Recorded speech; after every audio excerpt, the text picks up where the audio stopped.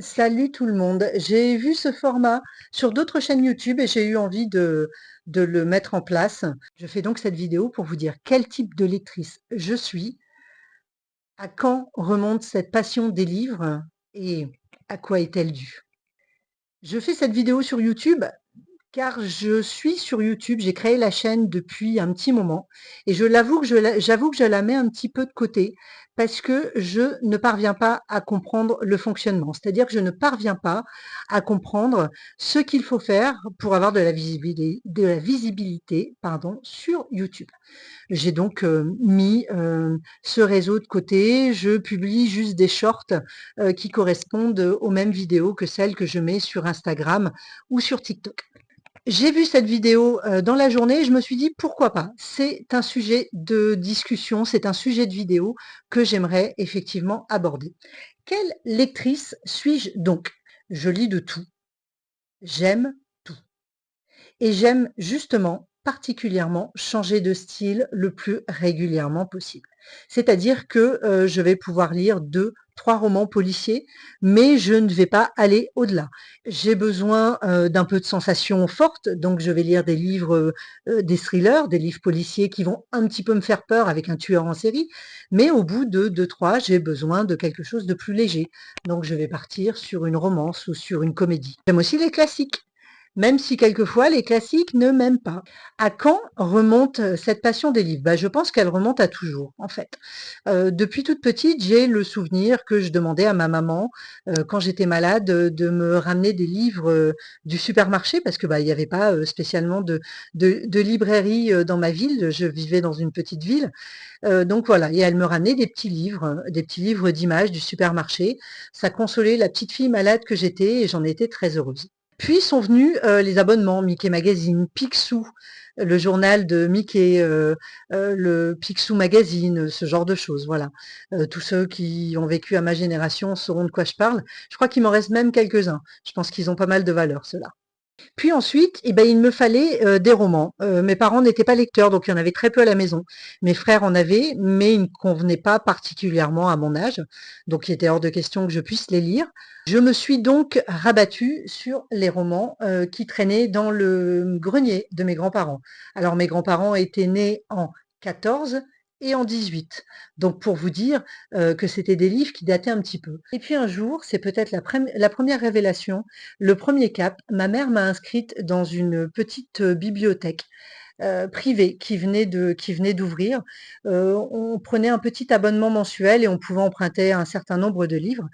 J'y suis allée avec ma mère, j'avais 14 ans, peut-être 15 ans, et la bibliothécaire m'a conseillé le premier tome de la saga de la trilogie des fourmis de Bernard Werber.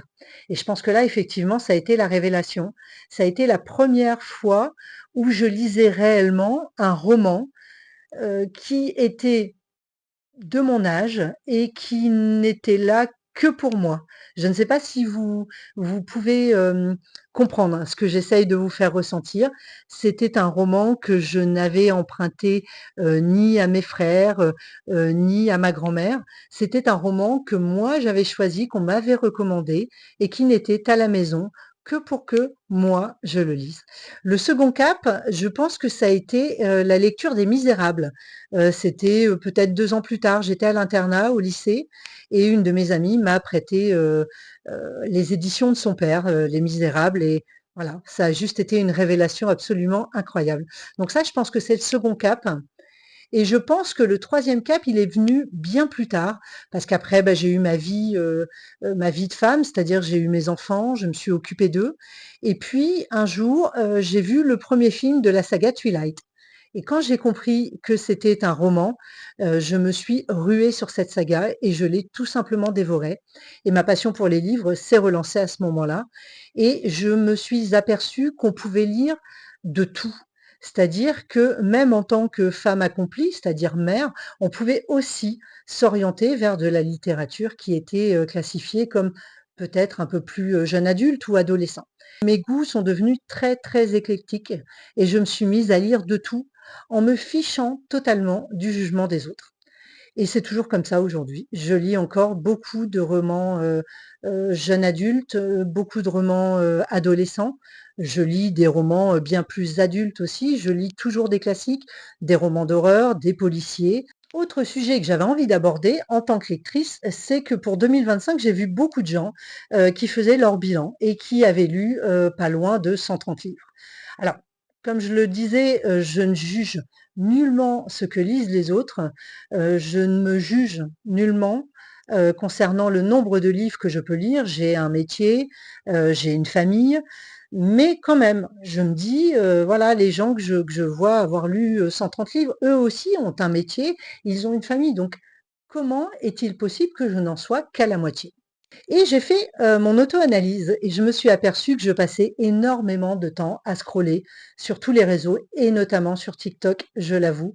Je passe du temps sur TikTok, pas à regarder n'importe quelle vidéo, je regarde les vidéos qui concernent les livres. Je note, je commente, je like, je republie, je me laisse happer le cerveau par ce réseau qui certes me permet de découvrir de très agréables lectures, de très agréables personnes, mais qui, je vous le disais, est très, très chronophage et m'empêche totalement de lire.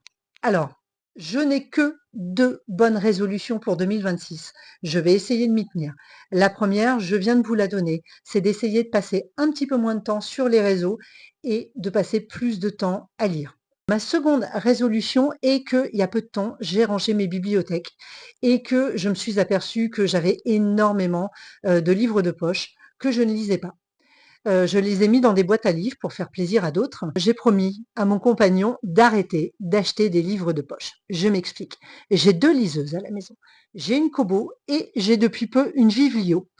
Et donc je lis en poche, je lis, des grands formats, je lis des brochets, mais je lis également sur ma liseuse. Et en fait, je me suis dit: «Pourquoi tout simplement, ce que j'achète en poche, ne pas l'acheter uniquement sur liseuse?» Ça prend beaucoup moins de place. Je ne vais acheter que les belles éditions, les brochets, ceux, que j'ai vraiment envie de garder, je sais que je relirai et que j'ai envie de transmettre, pourquoi pas un jour à mes enfants, mes petits-enfants et qui sont très stylés dans mes bibliothèques. Donc voilà, c'est, ma seconde résolution. Vous voyez, j'ai été raisonnable, je n'en ai que 2. Ça sert à rien que je m'en mette des tonnes parce que je me connais et que je sais que je ne suis pas très rigoureuse là-dessus et que je ne les tiendrai pas. En tout cas, toutes ces, vidéos, toutes ces idées que je peux trouver à droite, à gauche, je vous en remercie parce qu'elles me permettent à moi, de trouver ma place en tant que femme de 48 ans, d'ici quelques mois 49, au sein de tout ce monde qui me paraît, très, très moderne, d'y trouver ma place et puis de m'épanouir et puis de faciliter mon rapport à l'image. Toutes ces vidéos, en tout cas, c'est le bilan que je peux faire de 2025.